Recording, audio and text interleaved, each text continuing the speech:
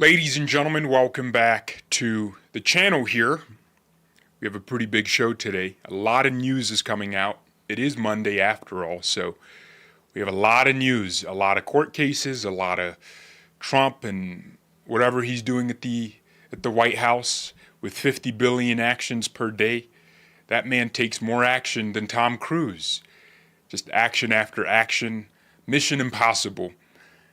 So the Supreme Court has been reviewing a number of cases from the Trump administration, it seems like every day, because every action that Trump takes goes before them for whatever reason. Democrats seem to use the strategy of lawfare when it comes to slowing down the Trump administration. In fact, I have to credit the administration for coming out the way they did. They came out swinging from January 20th. They did so many actions that Democrats were overwhelmed. It was a great strategy, and it has given us significant wins. And a lot of these court cases were decided months ago and not now. So by not delaying the actions they took, they weathered the legal storm a lot quicker. And they won. The administration is like 9 out of 10 in terms of wins in the Supreme Court. That means every 10 cases they win 9, which is utterly ridiculous. So right now, SCOTUS is reviewing a number of cases. Birthright citizenship is one of them. President Trump signed an executive order clarifying who becomes an American citizen when born on national soil.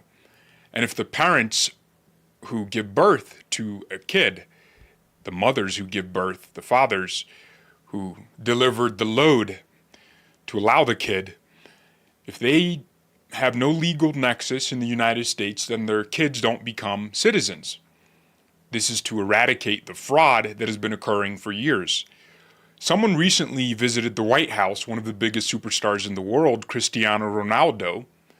His son was born in the United States and he has U.S. citizenship. Ronaldo is Portuguese. He has never lived in the United States. But he came here so his son could have an American passport because it's the most powerful passport in the world. So birthright citizenship is a huge case, and the Supreme Court took that case up this week or last week, and I think it's going to produce one of the most impactful decisions ever. The court also sided with the Trump administration and the Republicans in Texas who made a congressional map eliminating up to 5 Democrat seats, including Jasmine Crockett's seat, making Congress or Texas's congressional map a lot redder. The court is also currently reviewing a case on Section 2 of the Voting Rights Act to see whether that section is now redundant and has been misused, of course, by the Democrats. Section 2 prohibits race consideration when congressional maps are drawn. It was initially written to prevent southern states, Democrats, from discriminating against the black voters in their states, the Republican voting black voters. But now that section is being used to force states to consider race, which is weird, right? To now have to accommodate the black voters that vote overwhelmingly Democrat. So that section is redundant. No one gets their right of suffrage or their privilege of suffrage violated anymore. So SCOTUS is poised to overturn that section of the Voting Rights Act. So that's another one that's going on. The Supreme Court is also reviewing the president's tariff authority. Many laws, including the National Emergency Economic Powers Act, empowers the president with the ability to impose tariffs to right certain wrongs in emergencies. It gives the Department of Commerce the ability to give the president reports on where we need tariffs to protect domestic industry, American commercial interest, and to retaliate against countries that discriminate against American products. And the Supreme Court seems like they're sympathetic to the Democrats' argument on that case. But even still, the president would have 50 other laws that grant him power to impose tariffs on foreign nations. But this case that I'm about to talk about today is massive. It's absolutely unbelievable because it deals with what we've been lacking in the country for decades. It's the case on the president's power and authority. When Trump came into office, he went on a massive firing spree. He embraced his apprentice side. You're fired, you're fired. Everyone was getting fired. Members of the State Department, U.S. aid, cuts were happening all over. It was like a butcher's house, just cuts everywhere. Everyone was getting cut, fired, furloughed, laid off, whatever you want to call it. But a few people were fired, people in very powerful positions. People in the Federal Trade Commission, Democrat members of the Federal Trade Commission. People in these inspector general roles, inspector generals for the U.S. Attorney General's office. So all of these critical positions with individuals from the left received termination letters. Trump fired them. But they filed lawsuits immediately challenging their firings, saying that actually we can't be fired because we are independent members of the executive branch. Our agency is independent. It was put in place by Congress, and only Congress can fire us, not the president in the executive branch, not the actual guy with power in the White House, where in Article 2 of the Constitution it says the power of the executive is vested in him. He can't fire us. Has to be Congress or our term has to expire. We are powerful. We have unlimited time we can stay here. So we can't be fired. So with Trump going out of his way to fire these individuals anyway, we had this massive legal question that went before the Supreme Court, and they heard arguments today. Whether the president has authority to fire independent members of the executive. And I think this is one of the dumbest oxymoronic things I've ever heard. There is no such thing as an independent executive branch agency. That doesn't exist. So, throughout history, U.S. presidents have tested their power limits. Every president has done something that the other side saw as overstepping the bounds of their political and presidential power as prescribed by the Constitution.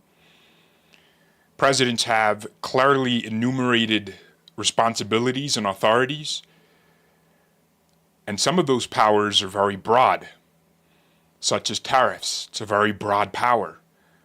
Such as being the commander-in-chief. It's very broad. Can they drop nukes? That's not a congressional act.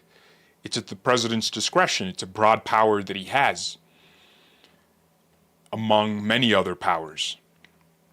So the question is, does the president have the power and authority to fire members of the executive branch? And I'm going to show you and explain why that's an unequivocal yes. U.S. presidents have the absolute authority to fire anybody they want in the executive branch because they are the supreme leader. North Korea, Kim Jong-un, they are the supreme Xi Jinping, the supreme leader of the executive branch. When I say U.S. presidents have tested the bounds of their presidential power, I mean a lot of presidents. George Washington issued the Neutrality Proclamation, which the Jeffersonian Republicans in Congress hated. They thought we were isolating France by not siding with them, and some of the Federalists were upset that we weren't siding with the British, with the monarchy of England. They thought we should have shown some bias towards one or the other. So George Washington, the first president ever, tested the bounds of his presidential authority. He used the militia to suppress the Whiskey Rebellion. And they thought, oh, how dare he as president send the militia, or what would become the military, to stop this rebellion that's going on. So the first president of the United States tested the bounds of his executive power. Where does this theory come from that presidents need unlimited checks on their power. You never see it with Congress or the judicial. Right now, we have a huge reverence for the judiciary. No one wants to say we need judicial reform.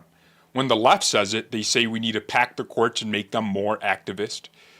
But the right doesn't really have a prescription of what we're supposed to do about the judges that go rogue and interpret the Constitution and laws for themselves as they see fit and try to legislate and execute laws from the bench, although they are not the legislature nor the executive. Yet we have judges that do that. The right won't prescribe anything because we have this reverence of the judiciary. And even the legislative, no one ever says we need to do something to structure how Congress works. We don't talk about term limits enough, certainly not in important, rooms. Right now, Congress members can exist for a lifetime as long as their gullible voters in their districts vote for them. So there's not enough talk about the legislative or judiciary as it relates to checking their power. But for whatever reason, in the executive, when Donald Trump is president, that's all we hear. He's going unchecked. There's no check on his power. While suing him a billion times and getting favorable verdicts in the lower courts only to go lose in the highest court in the land. So we're constantly checking the power and authority of the president, but not Congress. Weird, right? Think of it this way.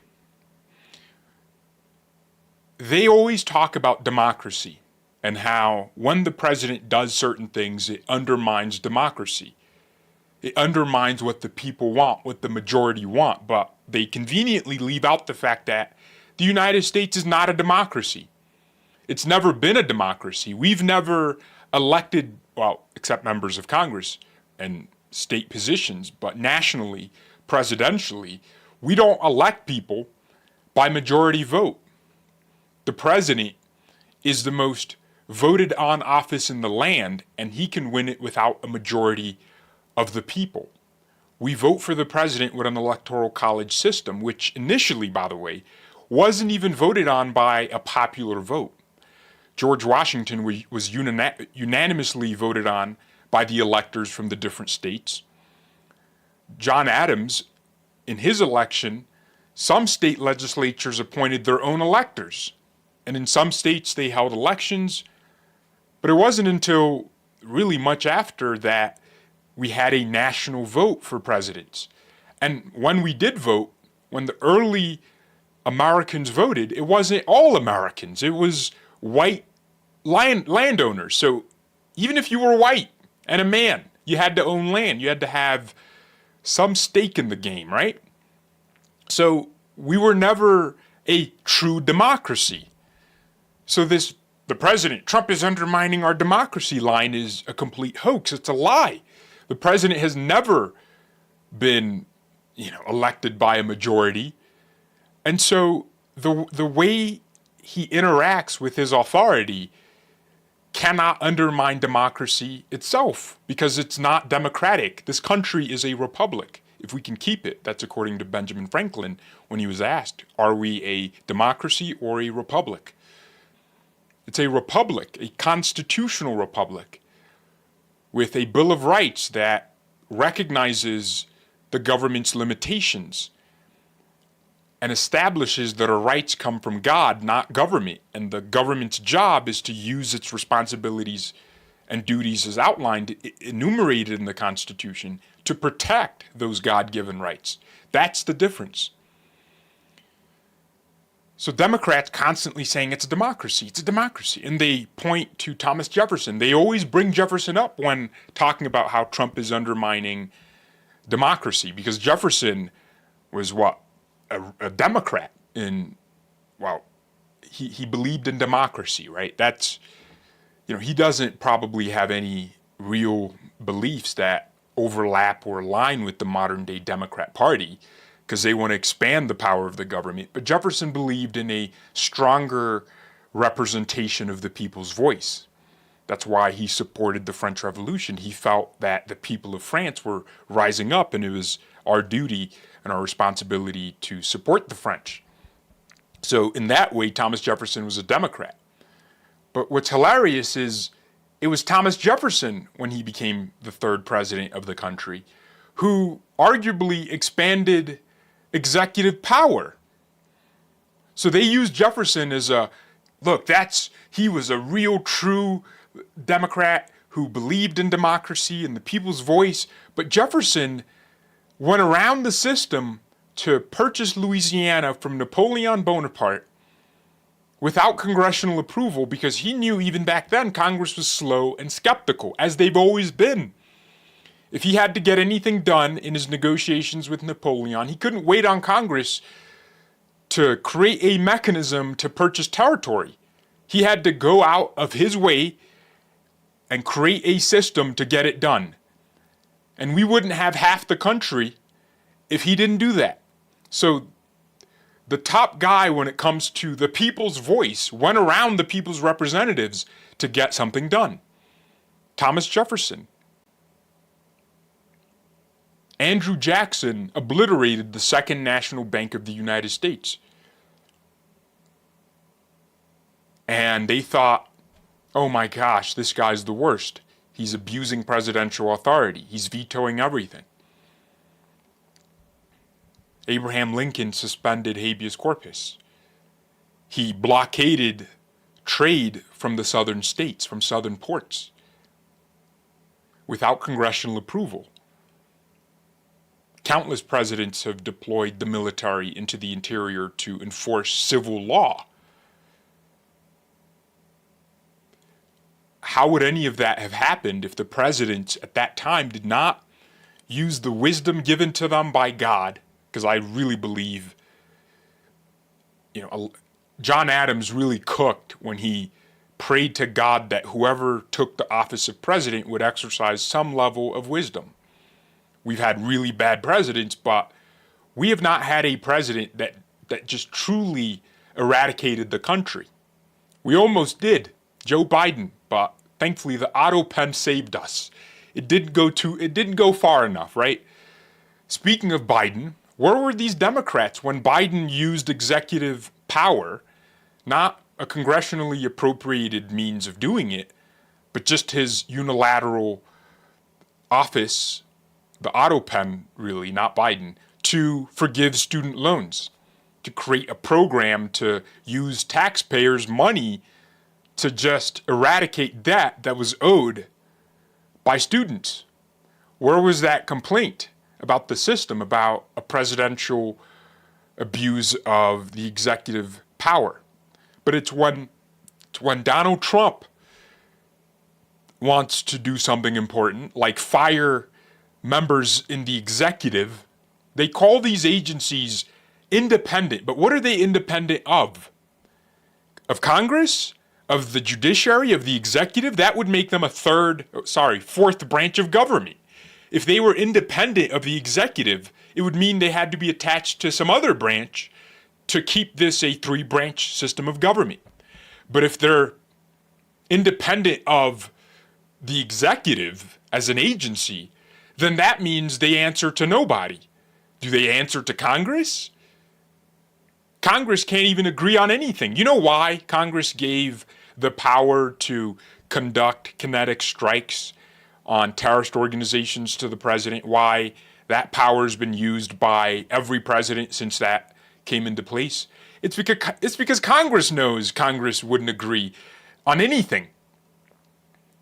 Trump is using that authority to designate cartels as foreign terrorist organizations, and he's conducting these kinetic strikes in international waters, which they're saying is a war crime somehow. These people were coming here with lethal doses of the worst drugs in the world to eradicate Americans and destroy and destabilize the country, yet they don't want those people completely blown off the face of the earth. Weird. Obama used the same power to blow up Libya and do all these regime changes. George Bush, similarly. We've been fighting wars for decades, and not many of them have congressional declarations. because of the nature of the powers that Congress handed over to the president, these war powers. So to fast forward to now, they're complaining that Trump is utilizing the power of the executive. And this is something that I want. In a way, I wish Trump was a dictator. And this is going to sound absolutely outrageous, but I wish he was a dictator. They're making a big deal of Trump deploying the National Guard to Washington, D.C., and flirting to do it in a meaningful way in Chicago and in New York and in all these major blue cities where crime has taken over, where these adolescent, usually black men in the inner cities are destroying these cities. He's flirting with the idea of sending the National Guard. But I wish he would do it, actually. But he won't, because Trump understands and he respects the rule of law. He respects decorum. He clearly has a respect for history and norms. He won't lock up Hillary Clinton even though she committed a crime, because she's the wife of a former president and also the former Secretary of State. So he respects her and doesn't want the appearance of lawfare and going after your opponent, because to him, he probably views that as something that goes on in, Zimbabwe. But I wish Trump was the dictator they said he was. I wish he would be a dictator for a year. I wish he would deploy the National Guard to all these cities to execute the laws of the country. I wish he would do that. I wish he would use the military to protect Americans. I wish he would impound congressional funds. Richard Nixon was known for this, and that was another thing they said, this is an abuse of executive authority, and Congress passed a law preventing it. Richard Nixon would impound funds that Congress would appropriate for whichever agency, and if he felt the funds weren't needed, he would just say, we're going to keep that at the Department of Treasury. Nixon did that. So every president has done certain things. And all the Democrat presidents have destroyed the country with actual abuses of executive authority. Lyndon Baines Johnson created this welfare crisis we're in. Any complaint we have about Somalians stealing in Minnesota can really honestly be blamed on LBJ. LBJ is why black people, a huge chunk of black people, vote Democrat, because he impoverished millions in perpetual dependence on government and destroyed the relationship people had with the state, which was it was a partnership. Now it's a marriage. Democrat presidents have expanded executive power like never before. Woodrow Wilson is why we have the Federal Reserve. These Democrat presidents expanded heavily the amount of federal agencies, gave themselves new powers. The CIA is a creation of the Democrats. Created it to spy on foreign nations and commit coups without congressional approval. Where's the criticism of those institutions? But it's when Trump actually wants to correct the system and say, no, the president actually has the authority over these independent agencies. That's when they complain and go to the Supreme Court. The justices were rightly leaning towards the Trump administration's arguments. John Roberts and Brett Kavanaugh, the three amigos are always going to be on the right side of history. The Clarence Thomases, the Samuel Alitos, the Neil Gorsuches, they're on the right side. But once you have Kavanaugh's support, then you basically have John Roberts' support, and you'll get Amy Coney Barrett's support. So it seems like the Supreme Court is going to rule that the president has power, over these independent executive branch agencies. And you know why all these independent branches, or not independent agencies, were created. It was always to undermine future presidents, to give Congress this unbelievable, uncontestable level of and ability to annoy presidents. Trump will pass an executive order and you'll have a regulator at the FTC or FEC or FCC act unilaterally to disobey the president's executive order. The president is tasked with this profound responsibility of executing the nation's laws. And he can't do his job because some doofus at the FTC appointed by the previous Democrat president can't be fired? Really? That's not constitutional. And if they believe in democracy so much, then they would support what Trump is doing. Because Trump is saying the people's president should have power and the ability to hold these people accountable. I don't really mind the Federal Reserve being independent. I think it'd be weird if we politicized interest rates and not tied them to the state of the money supply. I think it'd be really weird if this, Federal Reserve started quantitative easing because the administration demanded it. Or, even if Trump says I want 50 rate cuts, I would be like, let's let the economists at the Federal Reserve figure that out. But not like, the thousands of employees and economists they want to hire. Let's not do that part. But let's allow them some level of independence, because monetary policy is dependent on reality. But funny enough, this Federal Reserve has caused a lot of problems because it has been politicized by Democrats in the past. Merrick Garland was cutting interest rates before the election last year because he wanted to get the Democrats to win.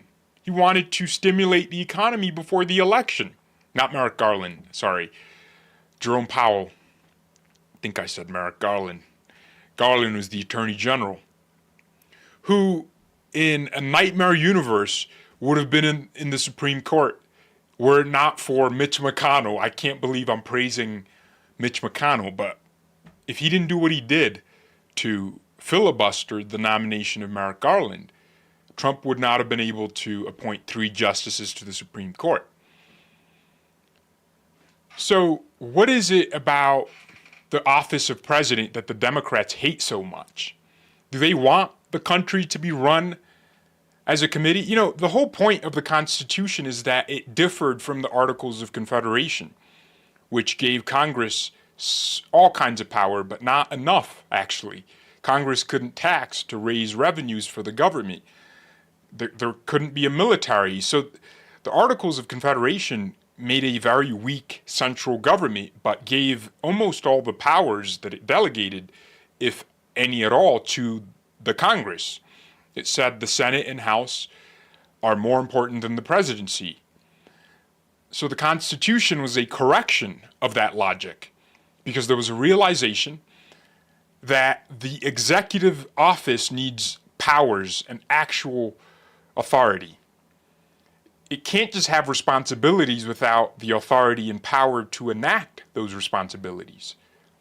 It's like you're tasked with protecting your wife, but she wants to go on a walk on the south side of Chicago and you tell her no, and she's like, I'm not listening to you, I'm doing it anyways. It's like, hey, I'm responsible for protecting you, but I'm telling you this is dangerous, don't do that. And you're not listening, so I have the responsibility, but none of the authority and power to actually carry out my duty here. Ridiculous. So the Constitution said, all right, look, the president will have these powers. When Thomas Jefferson was governor of Virginia, the Virginia legislature was mad at him for not preparing a military in case the British expanded their war to Virginia. And the Virginia government was literally fleeing because the British were coming. But Jefferson looked at the situation, and everyone else was like, well, we can't really complain too much, because he never had that amount of power to do what it is we needed him to do, to carry out his responsibilities. How would he have created a militia if the state legislature was too weak to have the power to tax, and the president or the governor didn't really have too much power? So these experiences taught the founding fathers the James Madisons and the Alexander Hamiltons of the world and all the other people involved in the Constitution's writing to understand that they needed a strong executive. And there's a theory, it's not really a theory, it's just what it is, of a unitary executive, which is that there are no independent executive branch agencies. There are just executive branch agencies that the president has direct jurisdiction over. But there's this constant push to have these weird offshoots that have more power, these islands of power around the executive that surround the president and suppress his policy making and enacting. And that's a problem. Imagine if the president said, we're going to have to change our posture with this country, and he told the Department of State to do it. And then you had these independent agencies undermine that, and suddenly we have two postures in relation to a foreign country. On one hand, the State Department is being antagonistic to that country, and on the other, you have bureaucrats in these independent agencies showing bias towards those countries, showing love and affection. That's weird. You want foreign policy to be universal. When the president says we're doing something, it has to be that. If the president says we need to do less trade and produce more in the country, the Commerce Department needs to adjust its works. The Department of State needs to adjust its foreign policy. All of it needs to work together. But if you have independent branches on that giant tree known as the executive branch doing their own thing, you have a tree producing apples and then like some branches are making oranges. What are we doing here? How is the president supposed to be governing if he can't have control over his house, over his department, over his executive branch? So it's utterly ridiculous that we're in this situation where Trump is constantly having to answer for every action in courts. So I pray that the Supreme Court makes the right decision. And what do these Democrats want for this country? They want us to turn into Europe? Europe has weaker executives. They're ruled by committees. It's called the European Union. Someone who lives in Glasgow, Scotland, has to be governed by the same policies as someone who lives in, I don't know, Warsaw, Poland. They're both in the EU, but they're being governed by the same laws, and they could not be any more different. Polish people speak they speak Polish. And the Scottish, they speak English. So their languages are different. Their cultures are different. Polish people are Eastern European. They have different dispositions and attitudes towards different things. The Scots are different. They're different, yet they're being governed by the same body, the European Union. And whenever that body wants, it can enact laws that affect everybody. Hungary is having to pay a fine because they don't want to do what France does, which is accept Bangladeshis, Algerians, Moroccans, all these different weird people who are not from Christian civilizations. Hungary's getting fined because they don't want to be Paris. They don't want Budapest to turn into Paris. They'd like Budapest to be Budapest and Paris to be Paris. And London, good for Britain. By the way, I might be cooked. Brexit happened, but I don't know. Is Scotland's part of? It's Ireland that's not part of the. It's still part of the EU. Yeah. Never mind. I meant, whichever city in Ireland that the major city, comparing it to Warsaw, Poland, because Scotland left the right. It was Scotland. Well, Brexit was Britain, and Britain is made up of Scotland, Northern Ireland, right, and England, Wales. Yeah, so they left, and Ireland's still in, right? If I'm not mistaken. Correct me if I'm wrong. But it's like, that's what you want? You want European democracy, really? In Europe, it's funny, democracy is supposed to be majority rule, but not just Europe, but everywhere else in the world, you really don't have majorities. You have 50 parties and they share 100% of the votes. And whichever party, let's say you have 5 parties, one party is going to get 10%, the other 12%. And the party that wins is going to win with like 28% of the vote. They got the majority though, so they become the ruling party. And then they still join forces with the lower parties, and it's like these coalitions, and it's impossible to get anything done. Because you have to get votes from this coalition, but you'll upset that one if you do this. If you want to build a wall in Paris or in France, or like stop the boats, in the British Parliament, you need, Labour is going to need the Liberal Democrat votes. But the Liberal Democrats and the, Socialist parties wings in the Liberal scene in the UK Parliament will not agree with Labour, the Labour Party, on, stopping the boats. Or if the Tories, the Conservatives, take over, they're going to need to court reform votes. But reform doesn't think it's doing, so that's the problem. Like, I complain about the 2-party system, but I prefer it over the, 50 parties. I don't want third parties. I like hijacking an institution that already works to get what you want. And that's what Trump did. Trump came into power and said, we're going to take over the Republican Party. We'll burn it down if we don't get the nomination, but we'll take it over. We believe we'll win, and then we can make the changes we want. We can be populist from this party. That, I appreciate the 2-party. I like the fact that the election is between Democrats and Republicans, and not Democrats, Republicans, liberal conservatives and red conservatives and social. It's like, let's kind of just chill out, Let's not do 50 billion parties because it's ineffective. If you want to get something done, you just A, B. We don't need 50 choices, okay? This isn't Walmart with the cereal section. We don't need Kellogg's and like Captain Crunch, and we just need 2. Give me 1, give me red or blue. That's all we need.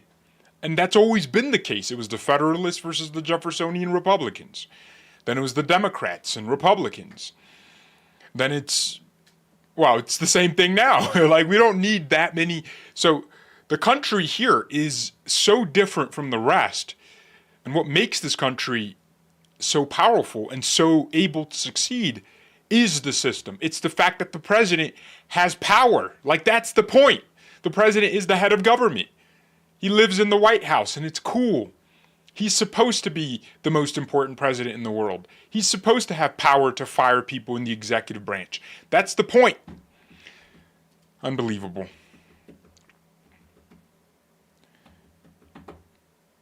We don't need the midnight parties. Yeah, we don't need that. Okay, if men of the same values and ideas decide to come together for a singular purpose, they should be able to come together for that singular purpose. We don't need a gazillion different factions, vying for power.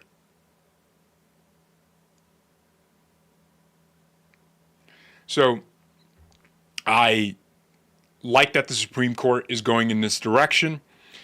And in a way, I'm more curious how they're going to rule on birthright citizenship, because Trump's executive order is clear. Like, if the parents don't have nexus in the country, if they don't have a tangible legal status in the country, and they are not residents of the country, then the kids can't just become citizens and get the same entitlement of citizenship and the benefits and privileges that come with that to vote. They can't get that. So it's important, because you have celebrities. It's not even that the birthright citizenship thing is like, it's citizenship tourism. You have people that get pregnant in Dubai and then they get on a flight to the US, have the baby at the hospital here, and in a way they look like medical tourists because they're coming in to have their baby in the best facilities in the world. But the baby is going to be born in America and suddenly have a red, white, blue passport. And it's a rich family from Saudi Arabia, and suddenly they have access to welfare, social security, to everything that would come with having American citizenship. So birthright citizenship is really it's critical, and it was created so the children of slaves would get citizenship. That was the intention. But with everything that is intentioned for good in the beginning, paved with good intentions, you end up in hell, because the road to hell is paved with good intentions. So birthright citizenship needs to be a massive consideration by the Supreme Court. I'm glad they're looking at the case. They better not make the ruling like a month before the midterms, because that would, it would probably, people probably support it, right? Yeah, I don't know. They probably support it. Because it's common sense. If an ambassador's wife has children here from a foreign country, like the Mexican ambassador to America, if they have kids here, those kids are still Mexican. Like, they're not American citizens. They have no passports. So really, really crucial that SCOTUS gets these cases right. And I think the next few months are going to be massive, because Trump has been winning a lot in the Supreme Court, and these are the biggest cases that they are hearing so far, because they set precedents that, in a way, I do like the common law system where precedents last long, and they, it's like things are free until there's these limitations. That's common law, right? Everyone gets to do whatever they want, but over time, precedents get set by judges. I like that system. I like what we have. But the problem is you get a Roe v. Wade every now and then. That's the trade-off, right? The trade-off is you'll have a Supreme Court bench like this one that's on the money 9 times out of 10. But then, in other eras and periods of time, you'll have Roe v. Wadesters who declare that baby murder is a national issue as opposed to states' rights, and grabs the power from the states and allows the federal government to legalize this demonic industry. So it's one of those things where it's a good thing, but sometimes it's annoying. It's absolutely annoying. By the way, in some really interesting news, the Trump administration has approved a $12 billion package for struggling farmers who are suffering from tariffs and export losses, which is good, because it's funny, the tariffs for farmers help them be more competitive domestically, but too many markets are still closed, so they can't sell to all the markets. The EU trade deal doesn't kick in for, another year. We don't know when they finally formalize that, and the EU actually lessens those trade barriers on American farm produce. And the only things we're selling in large amounts are soybeans and sogu. You guys help me pronounce sogu or whatever that is. So yeah, you have these weird, laws in foreign countries, these weird standards to discriminate against American products. So that doesn't really kick in. I was speaking to Lou Valentino, and we were talking about the economy and the midterms, and we're both worried that Democrats are going to mobilize in the midterms and win it. And that's a reality that can happen, right? Republicans are hoping, though, that 2026 is a year where everyone feels economic benefits. I think that's going to be true, but when it comes to the labor market, which is a huge problem right now, we're getting recession-level layoffs because of AI. And because we aren't reshoring in overnight in terms of manufacturing, it's going to take years for factories to open up. So the things Trump is doing now are only going to come into effect, in years, in 2027, 2028, 2029. So the question then becomes,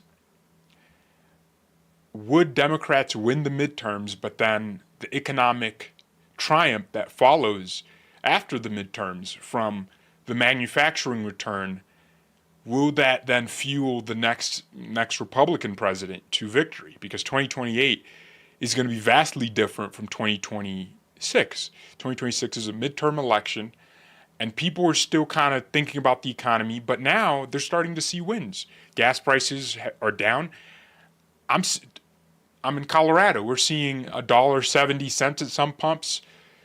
Here it's a little higher in my area. It's like $1.98, but it's really expensive. But you guys in California, you're really getting killed out there. So yeah, I think there's going to be a huge opportunity for the economy next year, and I hope it leads to a midterm win. But I wouldn't be surprised if Democrats are able to mobilize, because Republicans are low propensity voters anyway. If they're able to mobilize and get in front of that and vote and win the midterm, well, they're not even. It's not really going to be a win if they pull off these shenanigans. Really, Republicans and Democrats play different games. Democrats pull shenanigans, and the way Republicans win is by voting so much that those shenanigans don't become effective, right? They have to get more votes than ever. So it's kind of the point. But we'll see. It's just going to be an interesting year. But decisions like this could impact the midterms, especially the Voting Rights Act decision that the Supreme Court has to make, because that's something like 20 seats, 20 congressional seats could be affected. And, the law actually allows, Supreme Court precedent allows discrimination on political grounds. It does. State legislatures can draw maps that are politically favorable to themselves. So what California is doing is what they're doing. They're trying to disenfranchise their voters. But the problem is, when it comes to red states, because a lot of red states have huge black populations that vote Democrat by a percentage of over 90, especially in non-presidential races, you would appear to be discriminating. Well, you would be politically discriminating against the black voters, but it's not because of their race, it's because of their voting habits. And that's the conundrum here, because Democrats discriminate politically, but when Republicans want to do the same, they pull the race card. And it's annoying. They say it's gerrymandering, right? So yeah. Anyways, AI isn't bad. No, AI is not bad. AI is going to... This is why I think Trump is instinctually pushing for it to, for the country to be number one. Because AI, me and Lou were having this conversation. AI will transform the relationship people have with money, with jobs, with everything. The internet did the same. The internet changed how accountants filed taxes, of course. Email changed how communication went. Social media changed how people consume content. You guys would typically be watching Fox News or a radio show while driving to work or something, but here you are in the middle of the day on a Monday watching YouTube, watching me speak. And look at me, I'm sitting in this room by myself, but I feel like I'm talking to somebody. And it's weird. That's what social media has done. That's what the internet has done. AI is like the natural progression of that. It takes everything the internet has created that intellectuals have made throughout history, and it makes it come to life in a way. I don't believe in, people were fearing AI because they said it was going to be like sentient. No, that's blasphemy, that's heresy, that God creates life, not humans, in terms of life beyond, children. We don't create life, okay? We could try to do weird things. No. AI is inputs and outputs. It's a technology. It's code. It's code that happens to have a an autonomous process by which it improves and how it communicates information back to you. But that process, that autonomy is code. It's not, it does what it's told to do.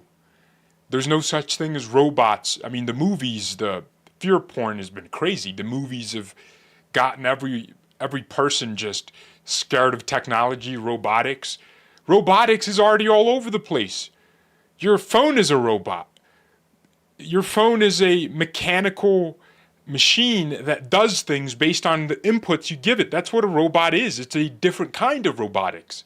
Your car, when you put your foot on the brakes or fire that gas up and start accelerating, that's that's an input-output function. Your car starts getting faster and all these different mechanical functions start going and pistons are firing and motors are going. Like, that's a robot.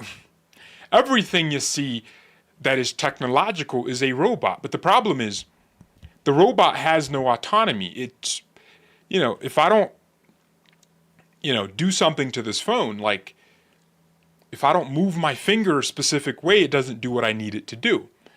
AI says you can now just say it and it'll perform that function. You don't have to necessarily do anything anymore, or do a specific action. And robotics, when you combine it with AI, then it's that next evolution. And it just, like, you wouldn't have to pay for this because you'll buy this robot and it'll perform that action. It's going to change our relationship with driving. Of course, our conservative side, there are a lot of people that are skeptical of technology in general because they are conservatives. They want to conserve that which is already there or was there before. But the truth is, in the near future, in 20 years, 30 years, driving is going to be a redundant activity because you're going to have cars that drive themselves. Elon Musk already has that. Teslas do 90% of driving now perfectly, and they're safer than humans because they don't need eyes that can blink. They have cameras that are always on, and it's only when that technology is disrupted that you get a glitch and then a crash. So, and that's rare. Eventually, traffic lights are going to be complete. Well, they already are, right? So everything will become AIized and roboticized or roboticized, whatever that word is. Anyways, thank you all very much for watching. Let's pray for the Supreme Court because they need it. God, I pray that the Supreme Court, that the judges, the magistrates, the people you have put in robes to make decisions about all kinds of things, rule correctly, rule in a righteous way, rule in an emulative way, emulating your divine judge, your justice, your divine providence, the way you interpret things, your divine wisdom. Give them some of those things, some of those characteristics, so they can make the right decisions, because one of their decisions could lead to death or life. In Jesus' name, amen. Really true. I mean, if you think about Roe v. Wade, what was that? That was the Supreme Court ruling to allow death, really. But anyways, I'm just excited to see what happens. It's gonna be a big year for SCOTUS.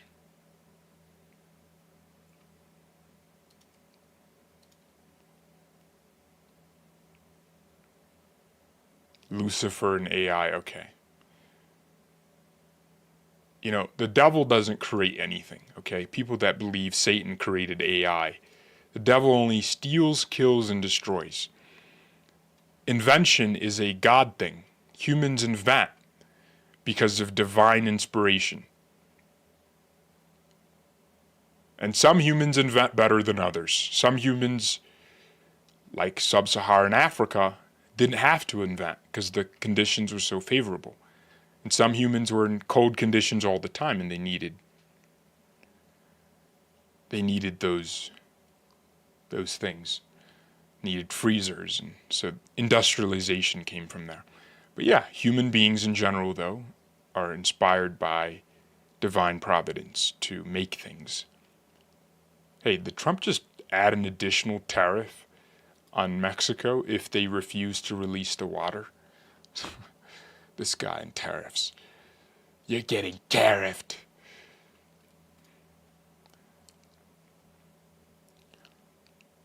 Yeah, AI is a tool, not a curse. Yeah, I mean, people are using AI to understand the Bible better, I use AI to, like, if I want to reference verses, I say, list the verses that say this, that say that, and then it'll list verses from the New Old Testament, and then I can consume it that way.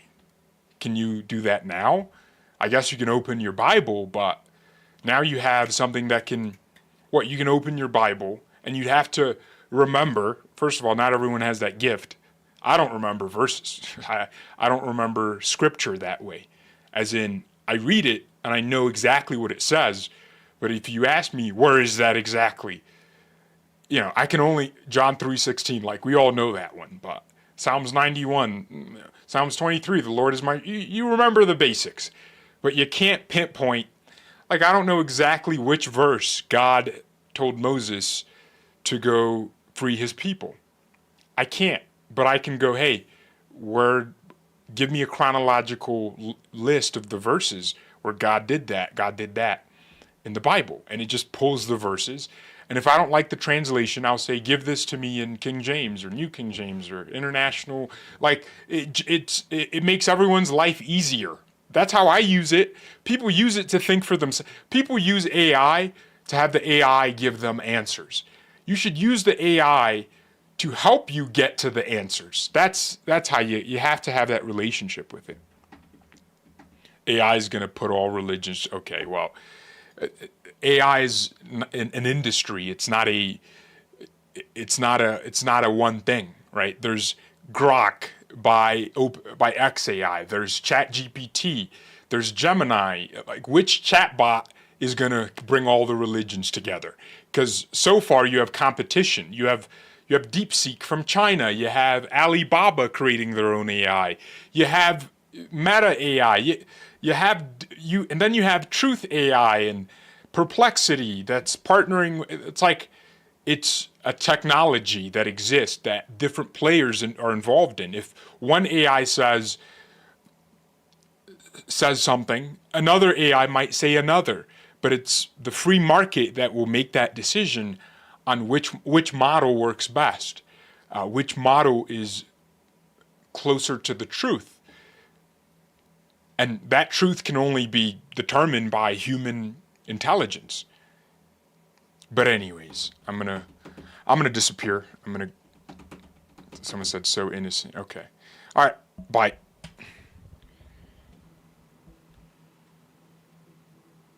AI is our friend. No, it's not. It's a tool. It's not a friend. It's not an enemy. It's a tool. It's a technology. Oh, took the mic out.